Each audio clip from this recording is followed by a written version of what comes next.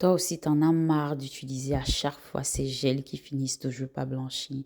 T'inquiète, à la fin de cette vidéo, tu sauras comment faire ton propre gel naturellement avec peu d'ingrédients. Dans un bocal, tu vas commencer par mettre le santan pour l'effet gommeux. Ensuite, tu vas rajouter de l'eau chaude et attendre pendant quelques minutes que ça refroidisse, puis mélanger le tout.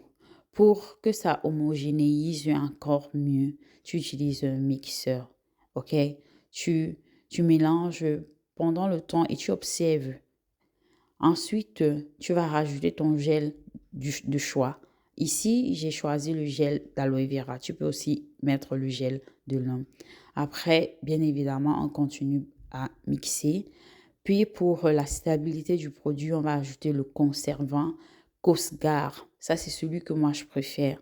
Mais il y a d'autres alternatives. Si tu en connais d'autres et que tu confirmes leur efficacité, tu peux les utiliser. Moi, le Cosgar, c'est ce qui est mieux pour mes produits. Ça fait 1 an et demi que j'utilise ce gel et je n'ai ni l'effet blanchissant ni une déstabilisation du produit. Après, tu peux mettre dans n'importe quel contenant, euh, que ce soit une bouteille comme ça. Moi, j'ai mis dans ma boîte et ensuite dans cette bouteille pour faciliter l'application. J'ai directement testé le produit sur une tête que je venais de finir de coiffer. Et étant, comme vous pouvez le voir, les bouts ont des extensions ondulées. Donc, pour renforcer les boucles de ces extensions, j'ai mis mon gel et pour vous faire voir également comment ça vient. Déjà, c'est ondulé. Après, quand tu ajoutes le gel, ça permet de stabiliser les boucles et de les rendre permanentes.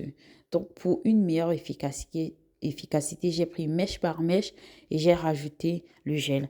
Pas besoin d'en rajouter trop, sinon après, ça va donner un effet compact. Là, le but, c'est de définir les boucles et de les maintenir à long terme.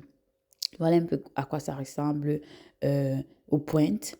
Et si vous êtes intéressé, je pourrais vous envoyer, poster une photo du résultat après une semaine, après 2 semaines et vous dire à quelle fréquence éventuelle j'ai rajouté le gel ou si je n'ai pas eu besoin. Mais ça, c'est pour vous, hein.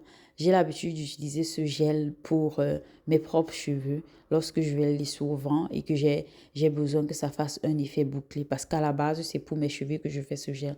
C'est pour ça que je le fais aussi simple et naturel. Et je n'ai jamais eu l'effet blanchissant.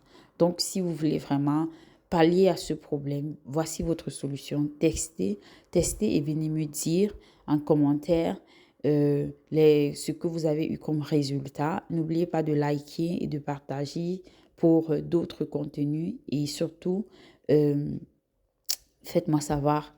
Voilà aussi la coiffure que j'ai faite, très jolie.